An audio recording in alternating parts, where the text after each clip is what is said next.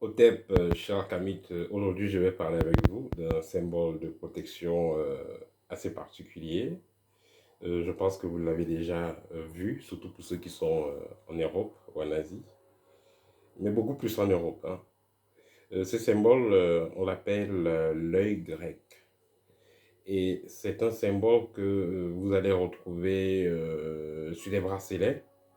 Vous allez retrouver ce symbole sur des colliers. Vous allez retrouver ce symbole sur des affiches, sur des cadeaux que vous allez voir dans des lieux touristiques.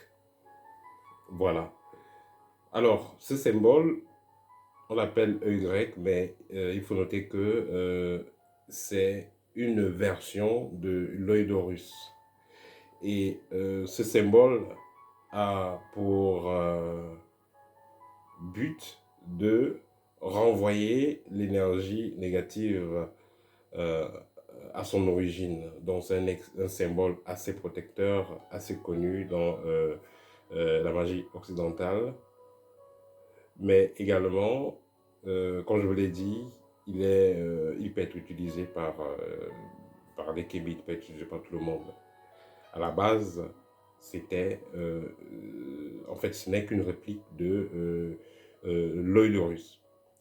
Alors, ce qui est important de noter sur les symboles mystiques que vous pouvez voir de nos jours, c'est que bien que la plupart ont été copiés sur nos traditions kamites, il faudra noter que à force d'utiliser un symbole, on finit par le charger, on finit par donner vie à ce symbole-là dans les différentes dimensions.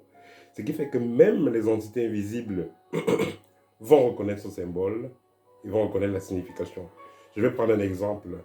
Celui qui fait la magie évocatoire, qui invoque les esprits, il peut prendre du sel ou tout simplement une craie ou un morceau de charbon. Il va tracer un cercle de protection. C'est du charbon à la base, c'est du sel à la base, c'est une craie à la base. Mais l'entité qui vient, puisque c'est un commun accord, cette entité va comprendre que voilà dans la limite.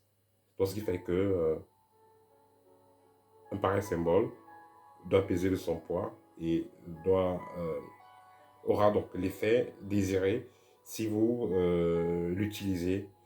Mais toujours est-il que, avant d'utiliser un symbole, quelle que soit l'origine, il faudra que vous le chargez par la puissance du verbe. Il faudra que vous méditez dessus, sur ce que vous voulez que ce symbole puisse faire pour vous.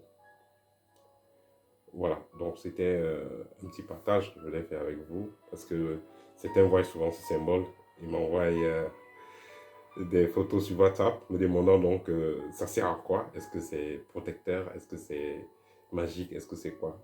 Voilà, donc j'ai donc apporté les éléments de réponse. Voilà, on se dit à très bientôt pour une prochaine vidéo. Au